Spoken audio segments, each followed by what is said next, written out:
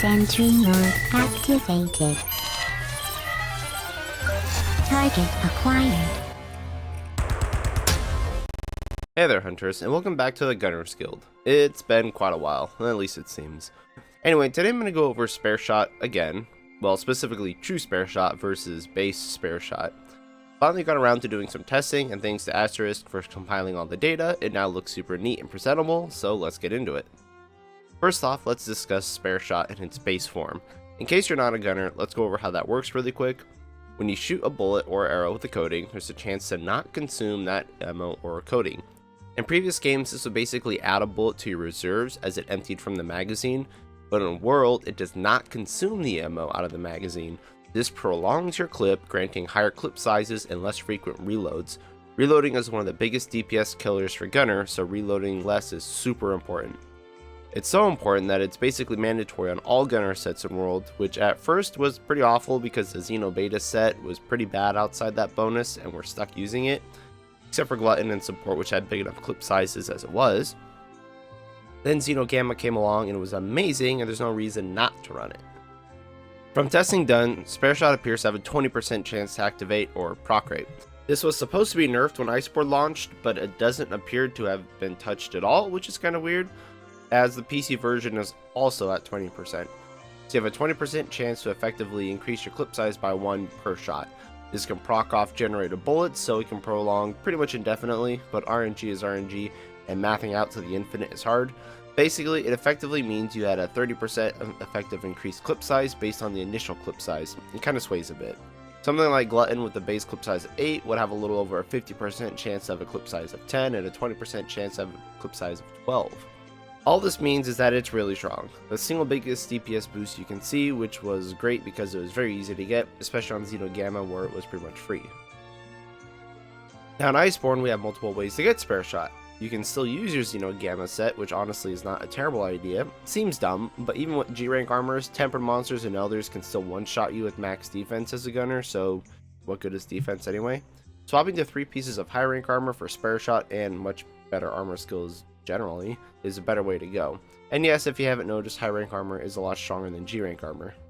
Anyway, you can use the Spareshot charm as well, which is obtained through a capture quest line given by the housekeeper. Once you have to capture an acidic Glavenus, you get it. This is great because it's just one charm that pretty much gives you that huge DPS increase. It's pretty much always worth it. I'd still say it's mandatory on just about every gunner set. So then, what about true Spareshot? Is it really good? Is it bad? Well, it's kind of OP. So after testing 5,000 rounds, I came to the conclusion that the true Spareshot proc rate is 30%, or effectively a 42% bigger clip size. It doesn't seem like a huge increase, but 10% higher proc rate is a ton. Comparing it to a normal Spareshot with a clip size of 8 like Glutton, you can see how crazy it really is. While normal Spareshot has less than a 20% chance to give you 4 extra rounds in your mag, true Spareshot has over 40%. That's pretty reliable. At a little less than 20% for True Shot, you also get 6 more rounds per your magazine compared to base True Shot's 4.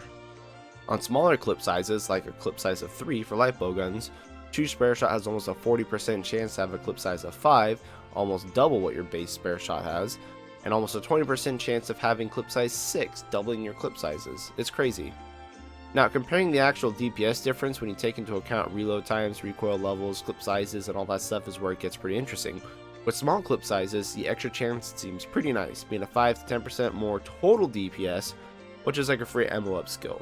However, as the clip sizes get bigger and the infrequent reloads begin to matter less and less, it kind of falls off pretty significantly.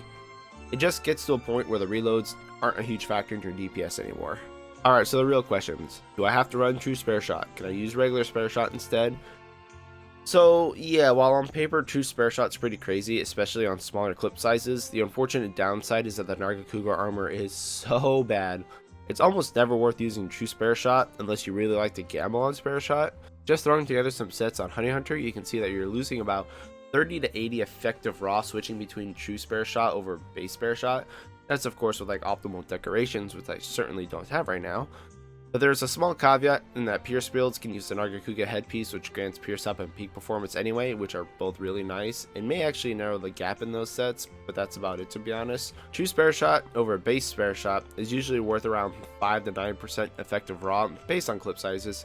So you need about 35 effective raw or higher on Spareshot builds just to justify it over true Spareshot builds, which isn't bad, especially because on the most part that's very easy to do.